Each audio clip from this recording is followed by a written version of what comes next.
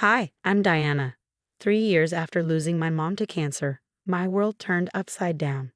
I was 16, clinging to the memories of my mom while watching my dad, Jack, fall for Regina, a bakery owner who seemed as sweet as her cupcakes. She'll be good for us, Diana. We need to move forward, Dad said, announcing their engagement.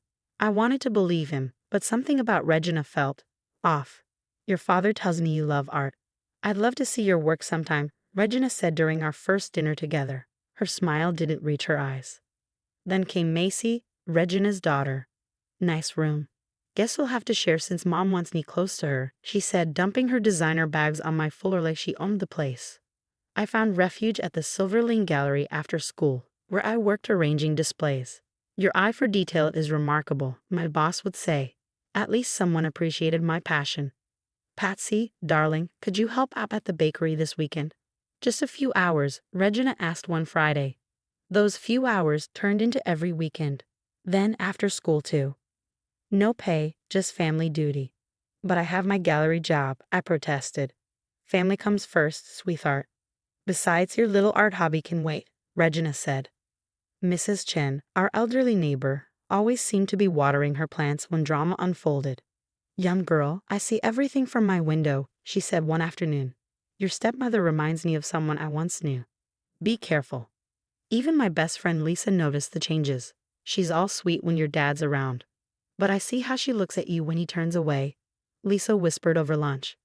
She made me quit my gallery job, I confided. Says I need to focus on learning the bakery business. She's trying to control everything about you, Lisa said, her eyes narrowing. My art teacher, Miss Thompson, became my sanctuary. Your latest piece shows such raw emotion, Diana. Are you okay? She asked. I'm fine, I lied, while Regina's Instagram portrayed a perfect blended family. #blessed, #family first, #stepmom life. Look how many likes our family photo got. Regina beamed at dinner. Patsy, next time wear something more presentable and smile more. Dad was barely home, always traveling for work. Regina's doing her best, he'd say during our brief phone calls. Give her a chance.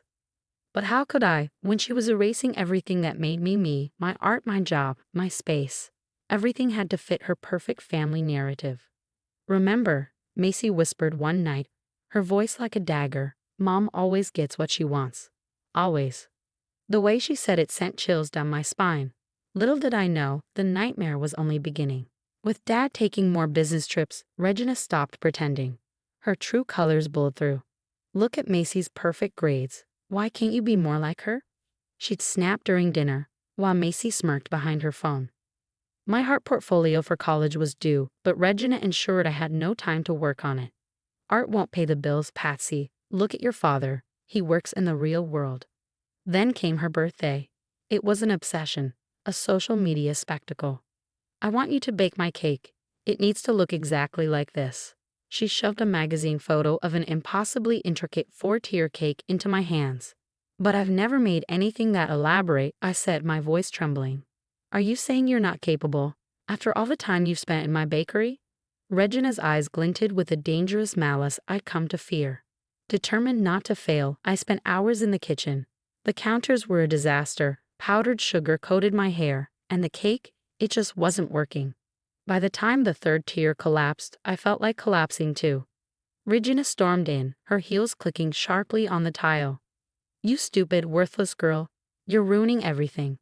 Before I could respond, she grabbed the iron she'd been using for her party dress, still hot and glowing.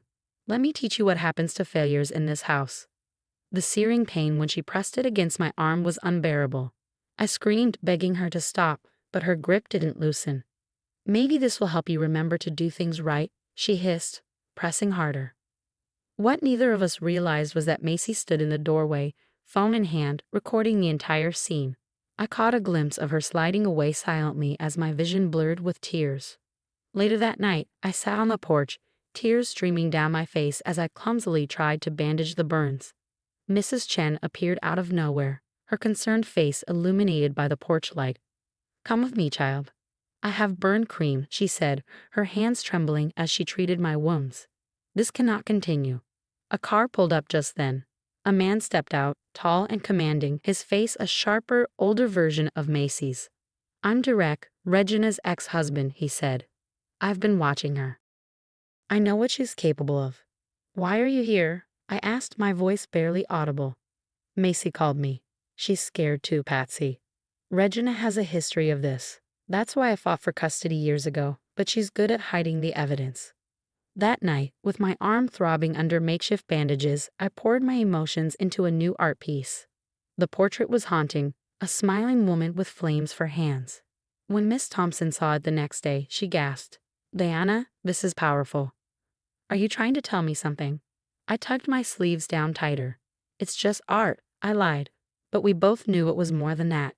My bruises might have been hidden, but my art screamed the truth I couldn't say out loud. "Document everything," Derek had said before leaving. "Your time for justice will come." That night, as Regina posted pictures of her store-bought birthday cake on Instagram, #perfect birthday, #blessed mother, I stared at the cracks beginning to show in her perfect facade. The truth started leaking out during art class. My sleeve rode up as I reached for a brush, exposing the burn. "Oh my God, what happened to your arm?" Miss Thompson asked, grabbing my wrist gently. I had an accident with the stove," I stammered. "That's not a stove burn, Diana. I used to volunteer at a women's shelter. I know what I'm looking at." That same afternoon, Derek showed up at school. "Your dad needs to know the truth about Regina. Years ago, she lost custody of Macy after incidents. I have court documents to prove it." "Then why is Macy with her now?" I asked. "She manipulated the system. Promised Macy everything she wanted. But it's all falling apart." At the bakery, things were unraveling. Regina was more focused on controlling me than managing her business. "You can't fire me just because your stepdaughter messed up an order," Sarah, a longtime employee, yelled. "I can do whatever I want. Get out. Every one of you is replaceable." Regina screamed as Sarah and two others walked out. Meanwhile, Macy started leaving her phone around, quietly recording her mother's tirades. "Mom, maybe you should calm down," she'd suggest sweetly, handling the camera just right. "Don't tell me how to run my house." Regina would snap, oblivious to being documented. I tried to tell Dad during his rare calls. "Dad, Regina's not who you think." She burned me. "Stop making up stories, Diana," he interrupted. "Regina says you're acting out because you miss your mom. You need to stop seeking attention." Mrs. Chen arrived at our door one evening, holding a thick notebook. "I write everything I see, the screaming, the injuries, the employees leaving. Your father needs this when he's ready to see the truth." Regina's perfect social media world was crumbling. Her latest post about family dinner was bombarded with comments. Ask her about her bakery's turnover rate. Wonder if she burns her employees like she burns her stepdaughter. Regina went ballistic, deleting comments as fast as they appeared. "They're all lying. They're jealous of our perfect life." Macy cornered me in our room that night, her face pale but determined. "I have videos, Diana. Lots of them," she confessed, voice trembling. "Mom, she did the same things to me when I was younger. That's why Dad left." "Why didn't you tell me?" I asked, feeling both betrayed and heartbroken. "Because I thought if I played along, stayed her perfect daughter, she wouldn't hurt me again. I was wrong. She just found a new target."